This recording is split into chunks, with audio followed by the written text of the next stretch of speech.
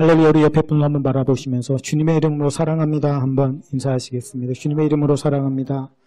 네, 오늘 반가운 얼굴 또 보게 되고 참 귀한 만남이지 않나 좀 이런 생각이 듭니다.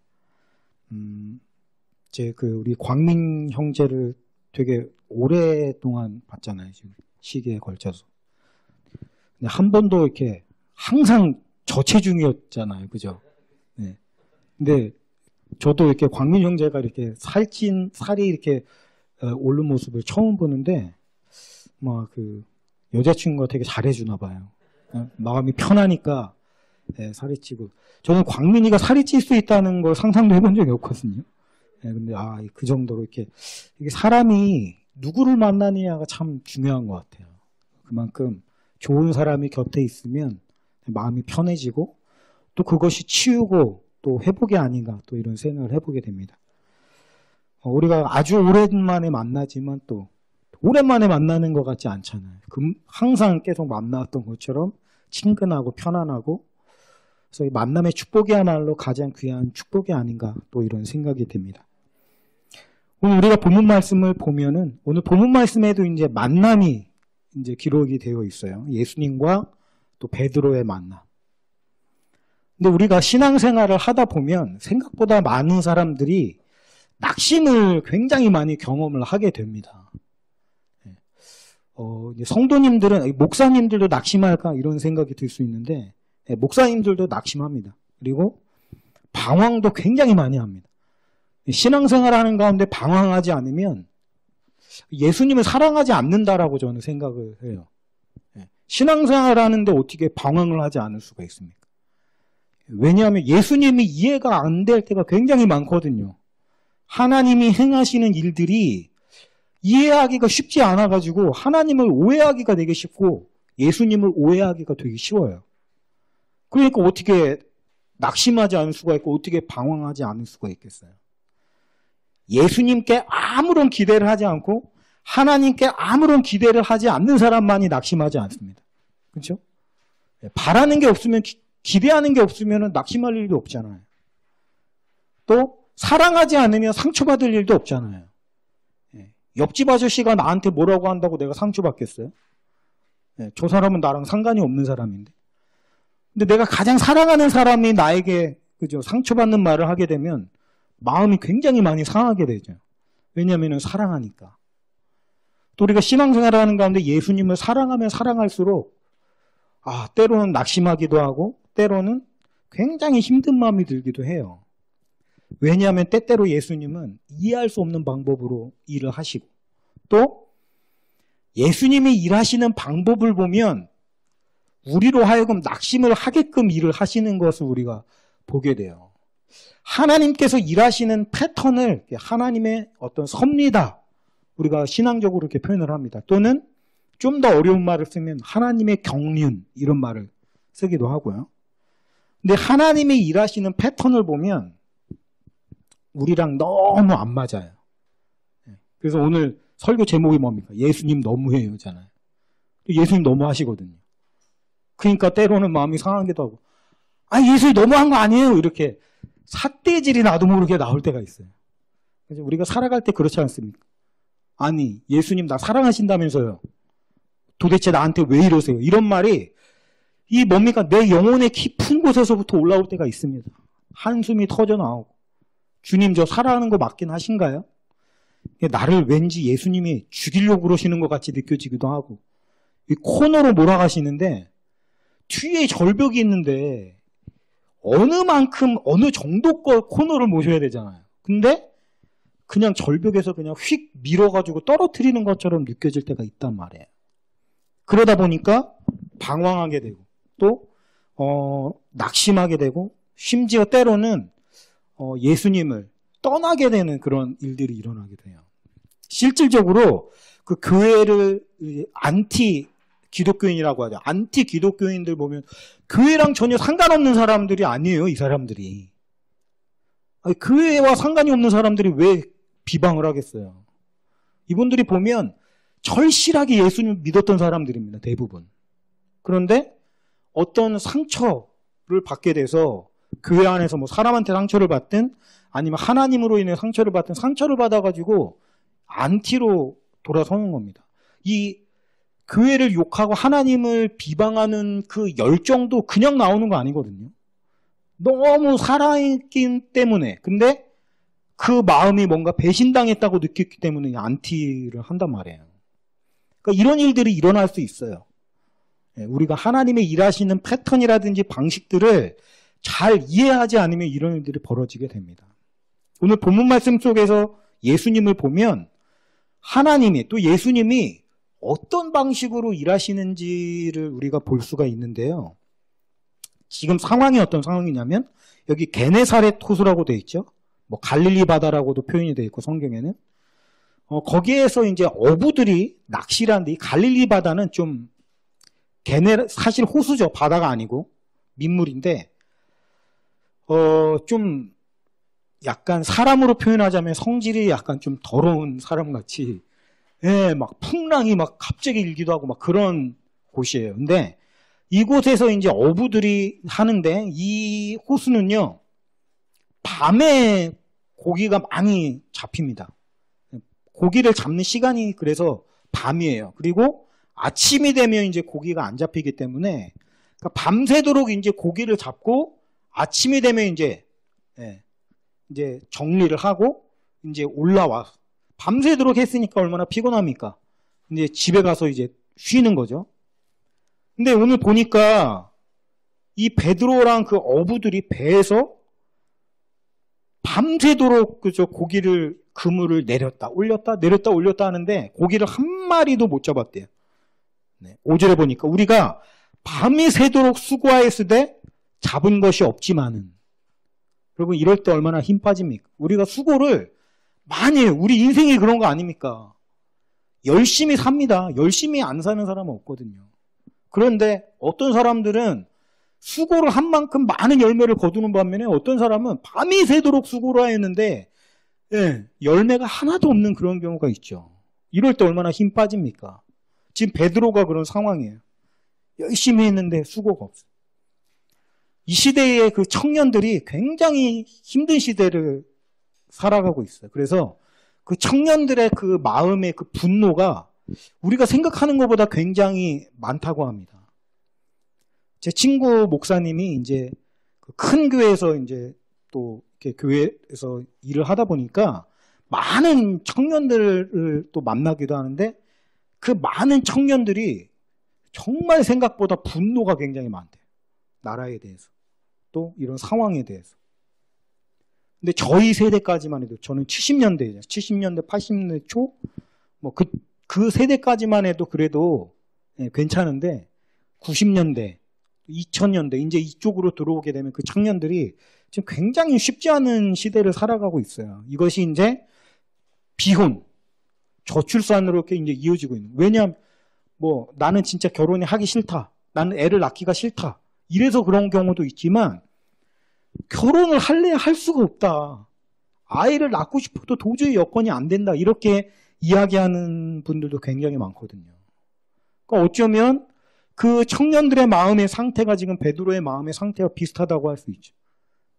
엄청 저 때는요 대학교 가면은 무슨 공부를 합니까? 대학교 가면 그냥 노는 거예요. 캠퍼스의 낭만을 누리고 그죠? 캠퍼스 안에 잔디에서 그냥 막 막걸리 따라 마시면서 놀고 물론 제가 그랬다는 건 아닙니다. 오해하지 마세요. 뭐 놀러 다니고 동아리에서 그죠? 저 테니스 동아리 들었거든요. 테니스 동아리. 뭐 좀 나도 한번 테니스 같은 고급 스포츠를 좀 한번 해보자 해가지고 들었는데 테니스 스포츠 동아리를 갔는데 하는 거는 맨날 술만 마시더라고요. 테니스를 안 치고. 테니스는 언제 쳐요? 그러니까 뭐 한 달에 한 번 정도 치나? 맨날 동아리방에 모여가지고 술 먹고 그냥 맨날 가고. 맨날 이러는 거예요. 맨날 놀았어요. 근데 요즘 대학생들은 그런 걸 할 여유가 없다 그래요. 제가 요즘에 대학교를 안 다녀봤으니까 모르지만 놀 시간이 어딨냐요. 정말 공부 열심히 하고 학점 따야죠. 학점만 되나요? 자격증 따야죠. 뭐 토익, 토플 시험 봐야죠. 그렇대요. 제가 그렇대잖아요. 그 정도로 힘든 거예요, 요즘에. 그러니까 어떻게 보면 정말 열심히 사는데 이게 안 되니까 그게 분노로 또 사회를 향한 분노로 이어지는 이런 끔찍한 사고들이 벌어지는 거 아니겠습니까? 지금 베드로가 그렇게 힘이 빠지는 거예요. 수고했는데 열매가 없으니까. 근데 예수님이 우리가 생각할 때 그렇지 않습니까? 그 힘든 청년들에게 우리가 예수님 마음으로 다가간다면 어떻게 해야 맞아요? 얼마나 힘드니? 그래, 내가 안다. 너 힘든 거 안다. 너 많이 힘들지? 잘 될 거야. 뭐 이렇게 해줘야 되는 거 아닙니까? 근데 갑자기 여기서 보십시오. 2절에 보니까 호숫가에 배 두 척이 있는 것을 보시고 어부들은 배에서 나와서 그물을 씻는지라. 이 타이밍을 보세요. 지금 밤새도록 수고했는데 하나도 물고기를 못 잡고 이제 아유 됐다. 오늘은 쫑이다. 너무 이게 열매가 없으면 그 수고가 굉장히 힘들게 느껴지는 거 아시죠? 예. 그러니까 막 몸도 마음도 지칠 대로 지친 거예요. 호숫가로 올라와가지고 몸이 지친 상태에서 그 그물을 정리하는 그 모습 한번 떠올려 보십시오. 다시 정리도 하고 싶지도 않았을 거예요. 빨리 집에 가서 눕고 싶은 마음밖에 없었을 거예요. 근데 다음에 또 그물을 내리려면 이 그물을 정리를 해야만 내릴 수가 있으니까 어떻게 하겠어요. 몸은 너무 힘들고 마음도 지치는데 울며 겨자 먹기 식으로 지금 그물을 지금 정리하고 있는 거예요. 빨리 집에 가서 쉬려고. 근데 타이밍이 보세요. 그때 예수님이 갑자기 예수께서 한 배에 오르신 시몬의 배에 오른 거예요. 그러더니 조금 떼기를 청하시고 조금 갑자기 나는 지금 몸도 마음도 지칠 대로 지쳐가지고 사실 정리고 뭐고 다 때려치고 가고 싶은데 그래도 내일 고기 잡아야 되니까 억지로 막 그물을 정리해가지고 들어가려고 하는데 어떤 사람이 갑자기 띡 오더니 내 배에 올라가요. 그러더니 배를 조금 떼래요, 물가로. 지금 상황이 지금 와, 이 베드로가 분노 조절장애 이런 거 있었으면 지금 주먹부터 올라갈 상황입니다, 지금. 당신 뭐야? 뭔데 남의 배 함부로 타? 그리고 갑자기 떼라. 좀 이것 좀 떼주시면 안 돼? 이거 배 좀 저렇게 쪽으로 좀 가주시면 안 될까? 뭐 이런 게 아니에요. 예, 떼라. 그리고 앉으사 배에서 무리를 가르치시더니 가관입니다. 난 지금 피곤해 죽겠어가지고 들어가서 자야 되는데 강의를 하고 계시는 거예요, 거기서. 예수님, 이거 너무한 거 아니에요? 예수님 너무합니다. 위로는 못 해줄 망정 지금. 힘들어서 죽겠는 사람한테 지금 요구하는 게 이게 너무한 거 아닙니까? 이게 마음이 상할 만한 일이죠. 여러분에게 예수님이 이렇게 한다고 한번 생각해 보십시오. 예수님 너무한 거 아니에요? 진짜 이런 말이 나오죠. 너무한 거 아니요? 라고 제가 처음에 설교 제목을 정했다. 이거 좀 너무 수위가 센 것 같아가지고 좀 바꾼 거예요. 너무 해요로. 조금 귀엽게. 근데 사실, 너무한 거 아니요? 이런 말이 나온다고요, 지금. 근데 꼭 거기서 그렇게 하셔야만 했을까? 좀 분위기 좀 봐가지고요. 물고기를 좀 많이 잡은 다음에 좀 기분이 좋을 때, 배 좀 잠깐 빌릴 수 있을까요? 그러면, 뭔들 못 해주겠어요. 하세요. 이렇게 하겠죠. 예수님이 좀 눈치가 없으신 것 같아요, 보면. 눈치 없는 일을 좀 자주 행하세요. 좀 분위기 파악을 못 하시는 거예요. 지금 분위기 다 풀 죽어가지고 지금, 다 기분이 안 좋아가지고 다운돼 있는데 거기서 갑자기 내가 배를 좀 써야겠다 하고서 청하는 거예요. 저는 근데 이 예수님의 이런 행동이 우리의 마음을 상하게 하는 원인이 될 수 있다라고 저는 생각을 하거든요. 예수님이 이런 식으로 일하시면 우리가 신앙생활 하는 가운데 마음이 상할 수 있죠. 근데 우리가 또 한 번 생각을 해봐야 되는 거예요. 예수님이 지금 이런 행동은 굉장히 무례하게 느껴지는 게 사실입니다. 근데 우리도 잘 알듯이 예수님은 무례하신 분이 아니다라는 거죠. 그죠? 그렇다고 한다면 뭡니까, 거기에? 우리가 한 번 더 생각해야 될 게 뭔가 이유가 있을 텐데 라는 데까지 나가야 되는 거예요. 왜요? 내가 아는 예수님은 무례하신 분이 아니거든요.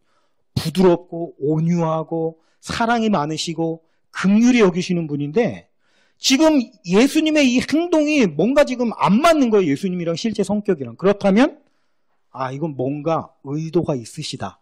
여기까지 나가야 되는 거예요. 여기가 끝이 아니다는 것입니다. 우리가 예수님, 하나님이 행하심을 볼 때 오해하게 될 소지가 굉장히 많은 거예요.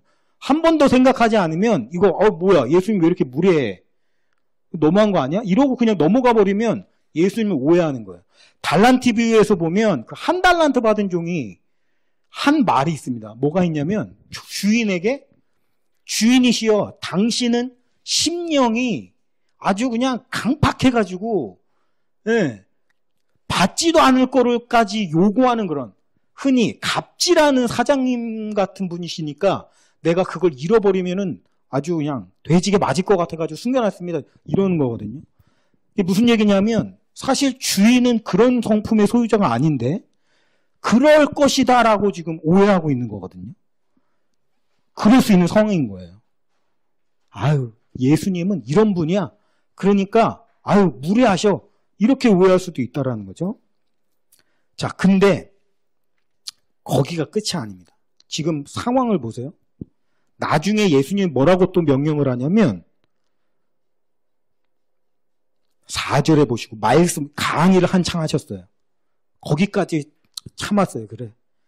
뭘 하고 싶은가 보지. 참았어요. 그러면 강의를 내려왔으면 이제 빨리 집에 가서 자야 되잖아요. 힘들어 죽겠으니까. 근데 깊은 데로 가서 그물을 내려 고기를 잡으라. 근데 이거 상식적으로 그 갈릴리 호수는 깊은 데에서 그 물고기가 없대요. 원래 얕은 데에서 물고기를 잡는다고 합니다. 근방에서. 근데 그 상식을 완전히 뒤집어 버리죠. 깊은 데로 가서 그물을 내려라. 근데 상황이 어떤 상황이냐면 이미 그물을 올려가지고 그물을 다 정리해가지고 집에 가는 타이밍인데 그물을 다시 펼쳐서 내리래요. 여러분, 그냥 내가 그물을 내려가지고 고기를 한창 잡고 있는 중에 예수님이 그물을 저쪽에다 내려봐. 그러면은 잡는 김에 그냥 가서 한번 던지는 게 뭐가 어렵겠어요. 하면 되지. 근데 지금 상황이 이거는 진짜 예수님 너무한 거 아닙니까? 다 올려가지고 지금 그물 정리하고 막 해서 집에 갈 준비 다 마친 상황에서 그물을 또 내리라는 거예요. 이게 사람이 미치고 팔짝 뛸 일이죠. 지금 뭐 하시는 거냐고요, 예수님. 왜 하필 그 타이밍에. 그럴 수 있잖아. 그물을 내릴 때 그 얘기를 할 수도 있잖아요. 야, 내린 김에 한 번 더 저쪽으로 내려봐. 그러면 고기가 많이 잡힐 거야. 이럴 수도 있는 거 아닙니까? 왜 하필이면 꼭 다 정리를 해서 집에 가려고 하는 그 찰나에 왜 그물을 내리라고 하는 거냐고요. 이건 누가 봐도 예수님이 너무한 거 아니에요? 창세기에 보면은 그 아브라함의 종 누굽니까? 이름이 갑자기 헷갈리네. 하여튼 그 아브라함의 종이 그 리브가를 찾아갈 때, 그 이삭의 신부감을 찾으러 갈 때 시험을 하는 장면이 나오거든요. 리브가를. 뭐냐면 자기 물을 다 깃고 했을 때 자기가 나도 좀 물을 주시오. 그렇게 하겠다는 거예요. 그때 내가 낙하에게도 물을 주겠습니다 하면 그 사람이 하나님이 정해주신 짝으로 내가 알겠습니다. 이런 내용이 나오거든요. 근데 그 물을 깃는 게 쉬운 게 아닙니다. 엄청난 노동이 들어가요. 그것도 여자가 물을 막 기고 자기가 필요한 물을 그 당시에 물이 얼마나 필요하겠습니까? 그 물을 마시는 식수만 지금 떠가는 게 아니에요. 집안에서 필요한 모든, 요즘같이 수도가 막 꼭지 열면 나오는 게 아니잖아요. 필요한 물을 다 기어야 되는데 그게 엄청난 수고와 노동력이 필요한 거라고요. 땀이 삐질삐질 날 정도로 다 기웠어요. 그리고 이제 집에 가려고 해요. 근데 그때 차필이면 물 좀 줘요. 지금 그러는 거예요. 지금 비슷한 상황 아닙니까? 예수님이랑? 뜨는 김에 나 한 번만 주세요. 이러면은 뭐가 어려워요. 뜨는 김에 그냥 한 번 주죠. 근데 다 떠가지고 이제 가려고 하니까 물 좀 줘요. 이러는 거예요. 열받게. 네. 그러니까 지금 환장하는 거죠. 근데 거기서 내가 낙타에게도 마실 물을 좀 주겠습니다. 이거 그냥 나오는 거 아닙니다. 절대로. 제가 지난번에 설교할 때 말씀드렸잖아요. 낙타 한 마리당 먹는 물의 양이 어마어마한 양인데 그 낙타가 굉장히 많이 있었거든요. 수십 번을 져야지 낙타 물을 마시게 할 수가 있어요. 그러니까 여기서 우리가 리브가의 성품이 어떤지를 볼 수 있는 겁니다. 자발적으로 시키지도 않았는데 그렇게 내가 낙타에게도 물을 주겠습니다 하고 하는 게 쉬운 일이 아니라고요. 근데 어쨌든 타이밍이 굉장히 고약해요. 다 마치고 났을 때 하필이면 그 타이밍에 그거를 시킨다는 게 고약한 거죠. 근데 여러분 시험이라는 게 그렇습니다. 하나님의 테스트라는 게 그렇게 고약하게 느껴져야 테스트인 거예요. 달콤하면 그게 어떻게 테스트가 됩니까? 달콤한 거는 누구나 다 좋아하는 건데, 예, 누구나 다 합격해요. 달콤하면 불합격이 없어요. 고약한데 거기에서 순종하는 게 그게 테스트죠. 오늘 예수님 보십시오. 이거 그냥 이야기로 그냥 띵 나오지만 이거 예수님이 지금 베드로를 테스트하시는 거라고요. 아주 고약한 상황에서 자꾸 요구하는 거예요. 그거 듣나 안 듣나. 그러니까 여러분 우리가 예수님을 오해하면 안 되는 게 뭐냐면 예수님이 무례하셔서 눈치가 없어서 또는 예수님은 사람의 마음을 헤아릴 줄 몰라서 배려를 안 하셔서 지금 이렇게 고약하고 무례하게 행동하시는 게 아니라는 사실이에요. 다 의도가 있고 그 안에 숨어있는 예수님의 의도가 있습니다. 자, 오늘 예수님께서 행하시는 일이 바로 이와 같아요. 그러니까 우리가 거기에 마음 상하면 안 된다라는 거예요. 아, 예수님이 뭔가 지금 나를 테스트하시는 거구나. 내 마음을 여기에 합격해야겠구나. 이렇게 접근해야 돼요. 베드로 어떻게 했나 보시죠. 청하시고 앉으사 배에서 물을 베드로가 무슨 말을 했다거나 심지어는 베드로가 그렇게 했다 그런 얘기도 없죠. 예, 그냥 청하시고 앉으사 배에서 물을 가르치더니 생략돼 버렸어. 아예 베드로의 행동이. 예수님 벌써 그냥 배에서 강의하고 계신 거예요. 그러니까 거기에 나서가지고 뭐 지금 내가 했는데 안 돼서 지금 지쳐 힘들어 죽겠어. 집에 빨리 가고 싶은데 왜 그러냐 도대체 장난하냐. 그런 말이 없어요. 그냥 묵묵히 그냥 준 거예요. 이게 베드로의 행동이죠.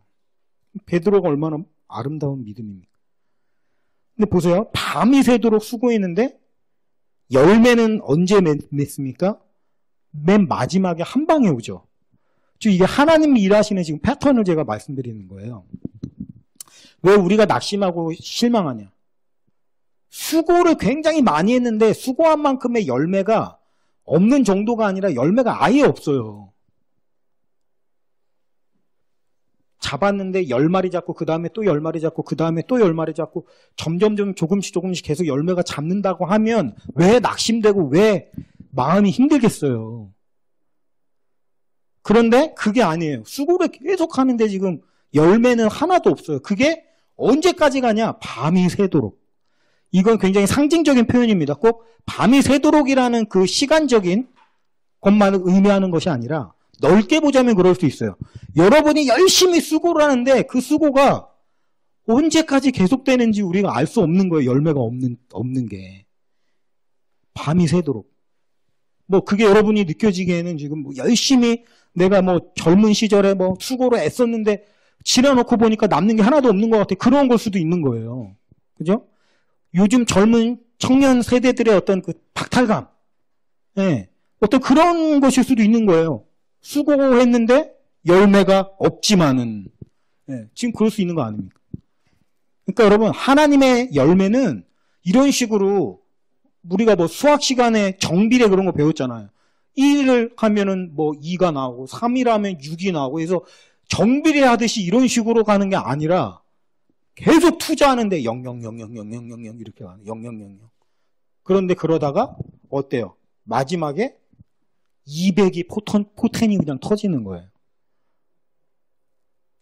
그러니까 조금 얻는 게 아니라 1 투자하면 1 얻고 2 투자하면 2 얻고 3 투자하면 3 얻고 4 투자하면 4 얻어서 5 투자하면 5 얻었어. 이게 아니고 0000000 하다가 갑자기 어느 순간 200이 터져 나오는 거예요. 쏟아져 나오는. 이게 하나님의 응답의 어떤 그런 패턴이에요. 우리가 성경의 이야기에서 기적의 이야기들을 보면 보통 그렇습니다. 기적이. 엄청난 일들이 일어나죠. 그러니까 사람들이 깜짝 놀라는 거 아닙니까? 근데 우리가 좀 이렇게 부분적으로만 보는 그런 경향이 있어요.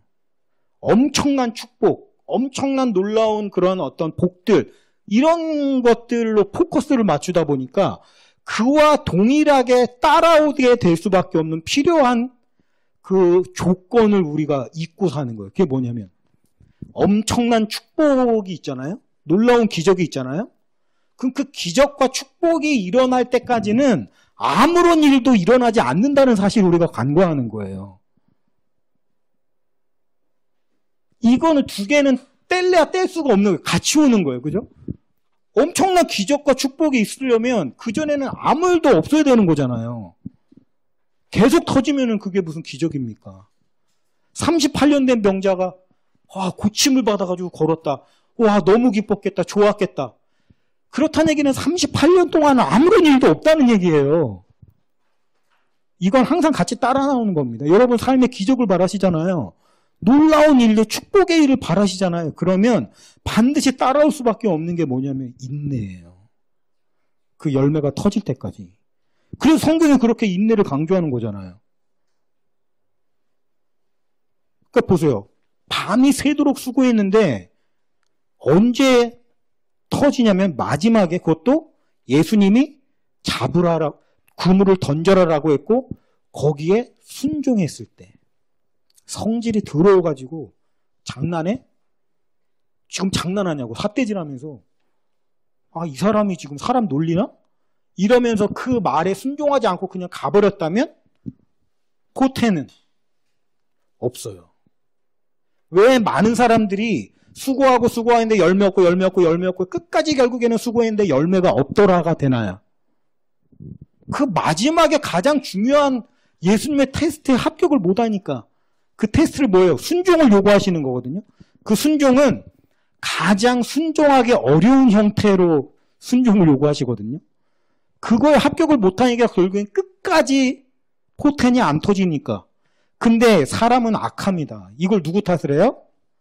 내가 하나님 열심히 믿어봤는데 아무것도 없더라고 하면서 하나님 탓을 한다고.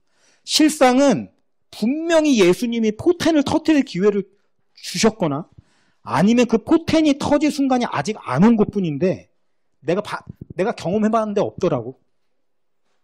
그러면서 자기만 오해하고 자기만 떠나가면 괜찮은데 열심히 믿고 인내하는 사람들 다 끌고 내려간다. 열심히 믿음으로 인내하고 있는데 꼭 거기 가가지고 내가 봤는데 끝까지 없던데? 그러면서 같이 물귀신 작전으로 가는 거예요. 그러니까 결국에는 하나님을 오해하고 예수님을 오해하고 많은 사람들이 하나님께 삿대질하고 욕하고 그렇게 되는 거죠. 근데 오늘 베드로 보십시오. 끝까지 예수님이 말씀하실 때까지 기다리잖아요. 그리고 그 말씀대로 순종하니까 포텐이 터지죠. 이 물고기를 찢어지게 잡았다는 얘기는 뭡니까? 우리가 감당할 수 없을 만큼 복을 많이 받는다는 얘기 아니에요? 오늘 우리가 다시 한번 기억할 게 그거예요. 하나님의 일하시는 패턴을 기억하자. 첫 번째. 낙심할 게 아니라는 거예요. 근데 언제까지 인내해야 되는데요? 우리는 자꾸 언제에 관심 많이 가잖아요. 왜냐하면 이 포텐이 좀 빨리 터졌으면 좋겠으니까. 언제요? 언제까지요? 우리가 하나님께 아마 제일 많이 하는 말 중에 하나가 그걸 거예요. 언제까지? 근데 그거는 몰라요. 될 때까지 기다리는 수밖에 없어요. 그러니까 예수님이 자꾸만 하는 얘기가 낙심하지 마라. 예. 사도 바울도 뭐라고 얘기합니까? 낙심하지 마라. 선을 행하였으면 낙심하지 말아라. 때가 이르면 반드시 거두리라. 근데 그때는 누구도 몰라요. 하나님의 고유한 권한이에요. 그러니까 우리가 할 일은 기다리는 거예요. 그때까지. 기다리면 반드시 거둡니다. 반드시 거둔다라고 성경은 말씀합니다. 하나님의 말씀은 거짓이 아니에요. 진리입니다. 그러니까 낙심할 것 같을 때 기도로 그걸 이겨내는 게 그게 능력. 낙심이 안 오지는 않습니다. 절대로. 낙심은 반드시 와요. 아무리 믿음이 좋아도. 그때 붙잡고 하나님 만나서 그 위기를 넘기는 사람이 끝까지 가게 되는 거예요. 잊지 마십시오. 하나님의 일하시는 패턴. 자, 두 번째는 예수님 왜 이렇게 무리하게 하셨을까? 제가 이 말씀을 계속 많이 봤거든요. 말씀을 계속 봤는데 여기서 빛이 나는 한 사람이 있어요. 그게 누구냐면 바로 베드로예요. 베드로가 너무 아름다운 거예요. 와, 사람이 어떻게 이렇게 아름다운 모습을 보이죠? 나는 이해가 안 되는 거예요. 이 베드로가 너무 멋있어요. 아니, 어떻게 그런 상황에서도 말 한마디 없이 묵묵히 순종을 하지? 자기 경험과 자기의 노하우와 업으로서의 프라이드와 이런 걸 다 내려놓고 어떻게 목수가 상식에도 맞지 않는 명령을 하는데 거기에 순종해서 그물을 내릴 수가 있지? 와, 좀 베드로가 너무 멋있는 거예요. 그 순종이, 그 겸손함이 너무너무 아름답게 빛이 나는 거예요. 반면에 예수님은 욕먹기 딱 좋아요, 지금. 뭐 이래. 뭐 사람이 저렇게 무례해. 왜 저렇게 말도 안 되는 요구를 해. 자기가 뭘 한다고 나서 이런 느낌인 거예요.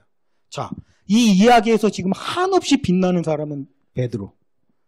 대신에 욕을 바가지로 먹는 사람은 욕을 바가지로 먹지는 않았지만 좀 욕먹을 만한 모습으로 나오는 분은 예수님. 아시겠어요? 여러분, 진짜 사랑은 뭔지 아세요? 상대방을 빛이 나게 하는 사람은 진짜 사랑하는 사람이에요. 지금 예수님은 정말 저는 사랑의 극치라고 생각합니다. 자기 자신이 먹칠을 당하고 상대방의 안에 있는 아름다움을 끄집어내 주잖아요. 결과적으로 그렇잖아요. 베드로 안에 있는 온갖 아름다움의 덕목들이 지금 다 끄집어 나오잖아요. 모든 사람이 볼 수 있게끔. 이 이야기에서 주인공은 단연코 베드로예요. 왜냐? 예수님이 그렇게 만들어주시는 거예요. 자기 자신은 초라해지고 자기 자신은 오해를 하기 십상이고 자기 자신은 욕을 먹을 수밖에 없는 그런 모습으로 다가갈지라도 상대방을 빛나게 해주고 상대방 안에 있는 좋은 것을 끄집어 올려주는 그런 모습. 이게 바로 사랑이죠. 예수님은 그런 사랑을 하시는 분이에요. 우리가 그럴 수 있어요. 어떤 사람을 보면 굉장히 좋은 사람이에요. 성품 온화하고 좋아. 아, 이 사람 뭐 칭찬할 것밖에 없어. 완벽해. 너무 좋은 배우자감이야. 남자친구감이야. 여자친구감이야. 너무 좋아요. 사람들을 볼 때마다 와, 너 여자친구 너무 대단하다. 너무 멋지다. 네 남자친구 너무 멋지다. 그러는데 이상하게 이 사람 옆에만 있으면 내가 자꾸 초라해져요. 이 사람 옆에만 있으면 뭔가 자꾸 내가 몸둘 바가 몰라지고 미안해 죽겠고 점점 작아져. 그거 좋은 사람이 아니에요. 그건 사랑이 아닙니다. 진짜 사랑은요, 자기를 태워서 상대방을 빛나게 하는 거예요. 요셉의 은잔의 시험이거든요. 요셉은 구약에서 예수님으로 거의 비유가 되는 사람이거든요. 요셉의 은잔의 시험을 보면 그 이해가 안 됩니다. 왜 이렇게 고약한 짓을 하지? 아니, 곡식을 줬으면 그냥 돌려보내면 되지. 왜 자기 은잔을 거기다 집어넣어가지고 누명을 씌워갖고 니네가 훔쳤지 하면서 데리고 들어와가지고 막 악역을 자처한단 말이에요. 아니, 왜 저러지, 요셉이? 복수하나? 아니, 그냥 막 확 형들을 죽이진 않지만 약간 응어리가 남아있어가지고 사소하게 복수하는 건가? 이런 생각이 들 수 있거든요. 근데 그 이야기를 곰곰이 읽어보면 거기서 한 사람이 등장을 해요. 갑자기. 유다. 차라리 내가 죽겠습니다. 베냐민을 살려주시고 나를 죽여주세요. 그 유다 안에 있는 그 아름다움이 끄집어 올려지는 거예요. 요셉은 억울함을 당할 수도 있고 오해에 살 수 있죠. 아니, 왜 저래? 성질이 더러워. 왜 누명을 씌워? 욕을 먹을지언정 갑자기 유다 안에 있는 아름다움을 끄집어 올려내주는 거예요. 여러분, 이게 예수님의 사랑하시는 방식이고 우리의 사랑 또한 이래야 합니다. 내가 멋지고 내가 좋고 내가 대단하고 그게 중요한 게 아니에요. 나와 함께 있는 사람을 아름답게 해주는 사람. 그 사람 안에 있는 아름다움을 끄집어 올려줄 수 있는 사람. 심지어 내가 오해를 받고 욕을 먹을지라도 상대방을 빛이 나게 만들어주는 사람. 그게 사랑이에요. 오늘 예수님이 바로 저는 그런 모습을 보여주신다고 생각해요. 그래서 이 이야기에서 가장 빛이 나는 사람은 베드로지만 진짜 더 멋지고 아름다운 분은 예수님이에요. 그렇지 않아요? 이런 사랑하기가 쉬워요? 쉽지 않아요. 나는 내가 섬기는 우리 주님이 이런 분이시라는 게 너무 감격적이에요. 우리 예수님 어쩜 이렇게 멋있을 수가 있지? 이거 그냥 대충 넘어가면은 몰라요, 그거. 보고 또 보고 보고 또 보고 보고 또 보고 생각해보고 해야 알 수 있는 거예요. 근데 우리가 그런 예수님의 마음을 알아들이면 예수님이 얼마나 기쁘실까? 네가 알아주는구나. 어떤 사람은 나를 욕만 하고 가던데 내 마음을 네가 알아주는구나 하면서 예수님이 얼마나 기뻐하시겠어요. 기억하십시오. 오늘 우리가 이 본문 말씀 속에서 기억해야 될 건 딱 두 가지. 하나는 하나님의 패턴. 두 번째는 예수님의 참 사랑. 여러분의 삶이 힘들 수 있습니다. 이 베드로처럼 수고를 열심히 했는데 열매가 없을 수도 있어요. 때로는 예수님이 무례한 것처럼 느껴져. 나를 아예 그냥 싫어하는 것처럼 느껴져요. 그럴 때 오늘 말씀 붙잡으십시오. 예수님이 진짜 원하는 거는 여러분 자신조차도 알지 못하고 느끼지 못하는 여러분 안에 있는 아름다움과 멋짐을 끄집어내주기를 원하시는 분이세요. 그리고 그분은 그렇게 하십니다. 여러분이 생각하는 것보다 훨씬 아름다움이 있어요. 근데 그게 끄집어내질 기회가 없을 뿐이에요. 예수님이 여러분을 무례하고 이렇게 말이 안 되고 오해되게끔 여러분에게 무례하게 행하시는 이유는 그 누구도 심지어 여러분 자신조차도 알지 못하는 여러분 안에 있는 그 아름다운 모습을 만천하에 끄집어내서 자랑하고 싶으신 거예요. 예수님이 오늘 이 베드로의 모습을 보면서 얼마나 뿌듯하셨을까. 그것처럼 예수님이 여러분을 보시면서도 얼마나 뿌듯하게 여기실까. 힘들어요. 쉽지 않은 세상이에요. 살아갈수록. 그러나 그 자체 안에서 예수님이 여러분을 향해서 행하시는 일들을 보시고 새로 힘받으시고 위로받으시고 포텐이 터질 때까지 아주 금광이 그냥 쏟아질 때까지 인내해서 베드로처럼 열매를 풍성하게 찢어질 정도로 거두시는, 또 예수님의 사랑을 그렇게 마음껏 받으셔서 한없이 빛나고 빛나시는 저와 여러분이 되시기를 주님의 이름으로 축원하면서 말씀을 마치겠습니다.